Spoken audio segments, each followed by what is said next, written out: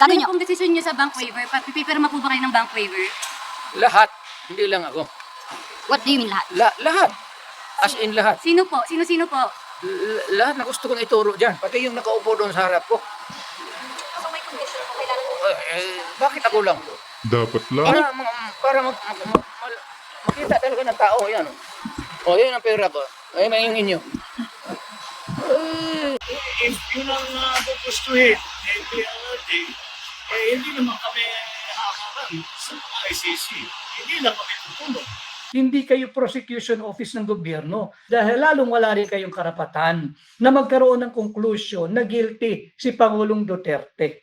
What's up mga kababayan? News that matters here. Dito sa video natin ngayon ay ating panoorin si Tatay Digong mga kababayan. Kung matatandaan niyo po mga kababayan, no, kahapon isa sa mga naging usapin itong bank account na mayroon nga itong si Tatay Digong, no, na gusto nilang i-force na buklatin o buksan ang nilalaman ng mga bank statement na mayroon ang Tatay Digong. Na ngayon mga kababayan hinamon, no, ni Tatay Digong na kung bubuksan ang bank statement dapat pati itong mga pulpul na kongreso maghain, no, magpakita ng kanilang tagong yaman. Tama nga naman, upang malaman kung sino talaga ang tunay na kurakot. Pero bago ang lahat mga kababayan, huwag niyo po sana kalimutang mag-like at subscribe para updated ka sa mga uploads ko araw-araw. At yun na nga no mga kababayan, kung akong tatanungin dapat lamang talaga, no, na itong mga nasa House of Congress matignan, ma-check kung may tinatagong yaman ng mga ito na galing sa korupsyon.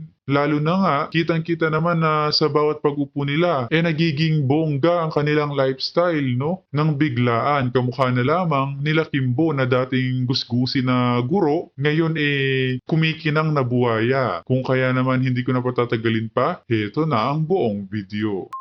Napansin namin na dyan gigil po kayo, may Senator Trillanes kanina. Ano po nangyari? Kaya ang gigil ko, nagkati na lang kasi wala mo nangyari. Wala. Sir, haharap po kayo sa susunod na hearing. Ma'am, natapos naman ako lahat. Bakit pa ako tatawagin nilang? Awa naman sila. Ilang oras kami how many hours kami 12 hours kami biro mo yan. Sa edad ko, sunod ko niya, wala na. Pagtindig ko, diretso na ako sa, ano bang mura? Puneraria pass o puneraria, mamatay na tayo niya sa edad ko. Sir, kung Zoom. Kung Zoom po, via Zoom. Ayaw ko. Online. Ayaw ko. So hindi na kayo pupunta, sir, sa mga susunod na pagdiling? Hindi. Maybe not. Yeah, depende mo. Ano mo,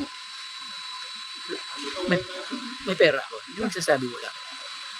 Pero yung savings ko, ma'am, hanggang kailan ako mamatay? Hindi ko malaman.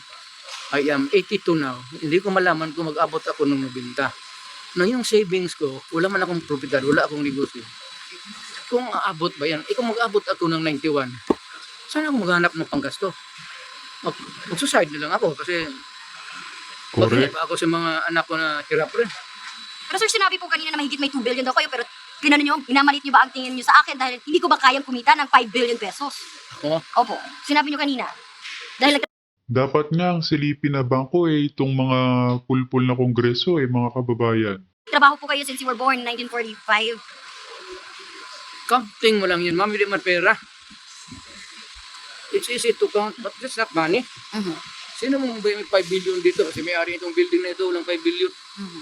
Pero sir, we need... Alam mo ma'am, pag ako ang nagsalita, you must learn how to, kung kailan ako nagbibiro, pag nagsasabi ako ng imposible, biro yan. Sir, ano na Pero po final pag- decision niya sa bank Pag waiver? naiba ang mukha ko, tapos nagkagat ako ng ngipin, ibig sabihin galit ako, gusto ko magsalita. So sir, ano na pong Ano gagawin niyo? pong desisyon niyo sa bank waiver? Pipirma po ba kayo ng bank waiver? Lahat, hindi lang ako. What do you mean lahat? Lahat. As in lahat. Sino po? Sino-sino po? Lahat na gusto kong ituro dyan. Pati yung nakaupo doon sa harap ko. So may condition po kailangan mo. Bakit ako lang? Dapat lang. Makita talaga ng tao. Yan. O, yan ang pera ko. Ay, may yung inyo. Bakit ako lang? Parang trying to, anong tawag sa Bisaya, daog-daog. Ano bang tawag niya daog-daog? Oo. Hindi nyo akong inaapi-api. Napansin na inaapi po kayo kanina? Hindi ma'am, pikon. Sanay na ako. Kanina po Sir, sa inyo ilang ba ba yung yung mga labas 1 million pesos kayo binibigay para sa pagtulong sa mga pulis po na naasulta na sa mga Yes. farmers? Dito tayo po. And, madali man. Alam mo ma'am, pag hindi ka kurakot, hindi ka naghihingi ng pera, madali mag-raise kung kailangan mo. Isang salita mo lang dyan sa mga Chinese businessman bigay yan. Pero kung ginagatasan mo yun araw-araw, talagang wala kang makuha. Especially when you are no longer in power. Sir, kung mag-chip in po yung mga congressman para sa pamasahitan ninyo papunta dito, okay lang po ba yun sa inyo? Kung mag-ambagan sila para po sagutin yung pamasahin nyo, pagpupunta po kayo para sa susunod na hearing. Okay man ma'am. Ticket na lang, bayaran nila. Bayaran nila dito yung PAL. Ang PAL namang mag-bisyo ng ticket doon. Walang, no change of sa paghawak ng pera. Kung kayo po ay ma-attend dito sa Congress, hindi kaya niyo po ba si Vice President Sara Duterte na gawin din yung katulad ng ginawa niyo, ma-attend din po sa hearing dito sa Kamara ng State na po. Kaya, palagay ko naman, kung ano yung natutunan niya sa akin, gano'n rin ang gawin niya. Sir, sumulat na po ba sa inyo yung ICC na nag-iimbitang makausap kayo? Ayaw ko sila kausapin. Pero may natanggap na po ba kayong sulat or tawag o kahit ano man po na Wala. At bakit ko sila kausapin? Si Senator Bongo po kaya may naikwento kung sinulatan na siya? Ma'am, matagal kami hindi nakikita yung naging senador na siya. You have to ask Bongo. Hindi na kami nagsasama niyan since he became the senator. He ceased to be my aide, yung naging senador siya. Hindi po ba nag-imbita kayo dito sa Sara na lumalik? Ma'am, Hindi po ba may sabi kayo dito sa Sara na sumako? dito, hindi ah. Sariling, hindi. Mas ayaw ko yung may anak ko ngayon. Ano ka eh. Sir, question lang. Kasi sinabi po nila na yung oath po, ano oath sinabi niyo po sa Senate na hindi totoo yung nanlaban narrative. So, ang hindi parang pinagkanulo niyo pa po yung depensa sa yung defense ng inyong mga police. Na, Yung nanlaban. Kasi hindi po sa totoo, sinabi niyo po, na inukutukan ang mga suspect na manlaban. So, parang pinagkanulo niyo pa po. yung may, mga police. may iba ng laban, may iba hindi. Hindi naman lahat pwede mong patayin. How can that be? You kill every criminal in town? Sir, yung pagsabi niyo po sa police na i-encourage yung suspect na manlaban, joke niyo po ba yun? O seryoso po? Pagka-criminal, ma'am, sinasabi ko talaga, pabunutin mo para you'll have an excuse to shoot. So, hindi po yung joke, seryoso. Hindi joke. Ayaw ko ng criminal, one less criminal for a day. Maligaya na ako niyan. Ayaw mo pa yan. Wala isang kidnapper taken away from your community. At tingin niyo po, sir, hindi po yung nakaka-incriminate sa inyo na sabihin na sinabi niyo po yun sa police? Bakit? Hindi naman ako ng patay. Sinasabi ko lang. Why would it incriminate me? Upon what grounds? Yung pagsabi daw po It might be improper, but certainly it is not unlawful.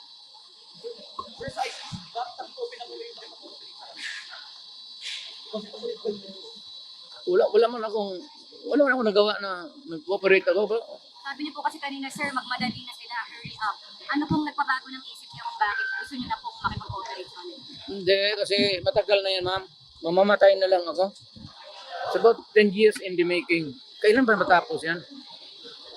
So kapag sabihin po ni President BBM na mag-join na po ulit tayo sa ICC, okay lang sa inyo? Anytime. Abogado ako, ma'am, so alam ko kung ano ang dapat kong gawin. Thank you so much po. At yun na nga no mga kababayan, narinig natin si Tatay Digong patungkol dito na ngayon dumako naman tayo dito sa videong ito. With the former President Duterte's challenge to the ICC to come here already and start the investigation regarding the war crimes, will that same share true? And will you now consider rejoining the ICC? Well, was the comment of the Executive Secretary, the former Chief Justice. If yun ang gugustuhin ng PRRD, hindi naman kami hakaran sa ICC. Hindi lang kami tutulong. Ngunit, kung pumapayag siya, mag-usap siya, o magpa-imbestiga siya sa ICC, ay nasa kanya yun. Ano ba na kami desisyon doon? Sir, with all the admissions, don't you think the DOJ should also initiate reinvestigation of drug-related murders during the previous administration's term? Well, it's right now that is being done by the PNP, and so we're waiting for their findings. But you know, all of the testimony that was given yesterday really will be taken in or will be assessed to see what in legal terms what is the real meaning and consequence of some of the statements made by the LRT. Now that will result in a case being filed here in the Philippines. We will just have to see the DOJ will have to make the assessment. Grabe no mga kababayan, narinig nyo na mula sa bibig ni Bongit na hindi di manututulong ito. Kung harap si Duterte sa ICC, hay nako, wala talagang utang na loob mga kababayan. Tell me, BMR, sinabi ba nila ano yung purpose ng kanilang investigation in aid of legislation? Wala silang karapatang mag-conduct ng investigation for the purpose of exposing and for the purpose of exposure. Kinakailangan may malinaw na direksyon. Ano ba? Saan ba pupunta ito? Saan ba pupunta ito? And malinaw rin ho mga kababayan. Kaya mainit nating sinusuportahan at sinalubong kahapon si Pangulong Duterte dahil malinaw naman na ang Kongreso hindi po sila, unang-una hindi sila law enforcement body. Pangalawa, hindi sila prosecution office na nasa ilalim ng Department of Justice. At higit sa lahat, pangatlo, hindi rin sila korte para mag-imbestiga nung allegedly nakakommit ng criminal act. Hindi rin sila ang nararapat na ahensya na magsasabi kung sino yung guilty or not guilty. Kagabi, ang dami na nilang conclusion inilabas na kesyo si Pangulong Duterte guilty. Hindi ho kayo korte, hindi rin kayo law enforcement body, at higit sa lahat, hindi kayo prosecution office ng gobyerno. So you have no business determining who may or may not be hailed to court, and lalong wala rin kayong karapatan na magkaroon ng conclusion na guilty si Pangulong Duterte. Nabanggit nyo na rin po na call ito ng Quadcom or ng Kongreso, yung mga magsasalita dyan. Sino po ba ang nagbigay ng karapatan or sino po ba ang nag-invite kay Trillanes? Ito ba ay alam ng taong bayan? Paano po nangyari na bigla na lang si Trillanes ay nandoon at mukhang iba po yata ang kanyang Hindi na ako nagulat sapagkat lahat ng mga naroon kagabi, apparently they have something to say against former President Duterte. Wala namang problema ron. Sana man lang merong bahid ng katotohanan at na-verify yung whatever document that he or she will be presenting before the Quadcom.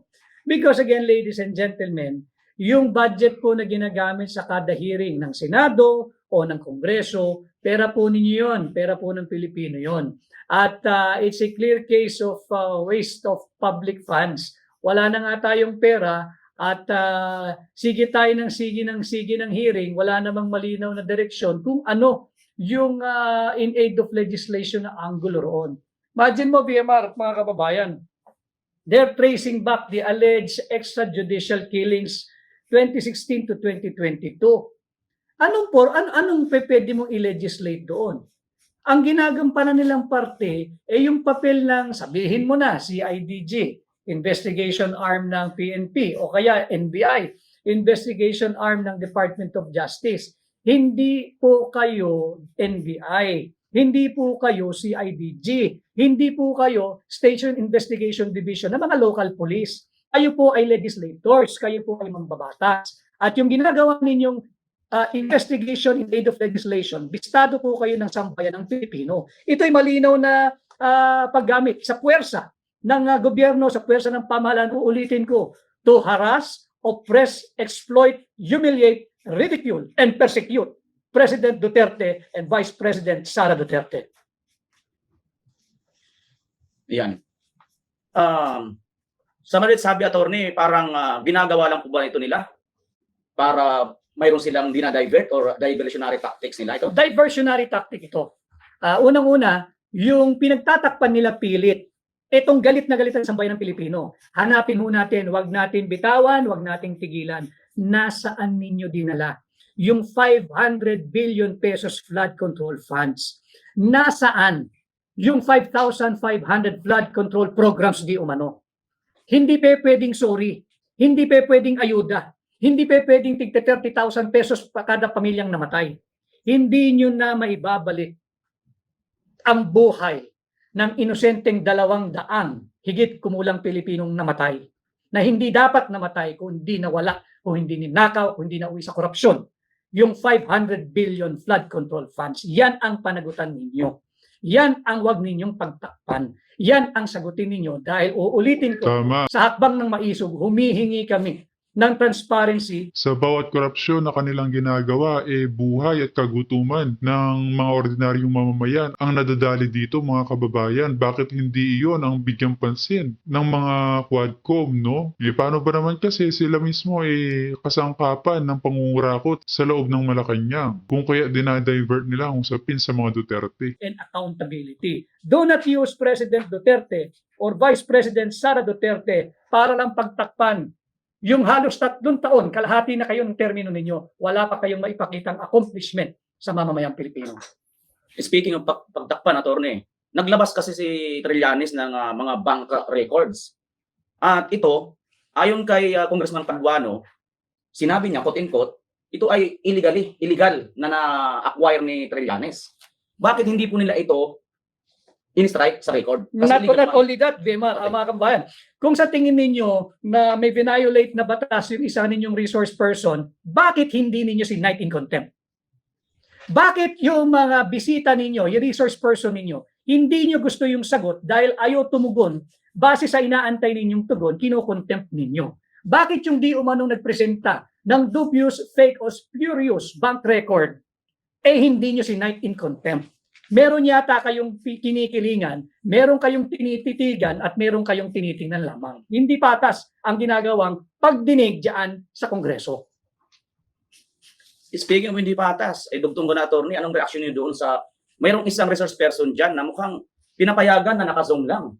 Samantalang mayroon po silang mga sinasite in contempt dahil ayaw nilang payagan mag-zoom. Ano masasabi niyo roon? Well, ako sa tingin ko, yung kagustuhan nila na mapunta roon si Pangulong Duterte, pinagbigyan sila. At dahil nga nagpunta roon si Pangulong Duterte kahapon, these honorable ladies and gentlemen, members of Congress, they got their comeuppance kahapon. At yan, ibinigay sa inyo ni Pangulong Duterte yung gusto ninyo, ibinigay sa inyo yung hilig ninyo, yet many rights really are violated. Pagka naupo ka doon, ang pangunahing nalalabag dyan ay yung ating Section 1, Article 3 of our Constitution. Yung no person shall be deprived of life, liberty, or property without due process of law. May nadidetine. Mga kababayan, diskurso po natin itong power of contempt ng Kongreso.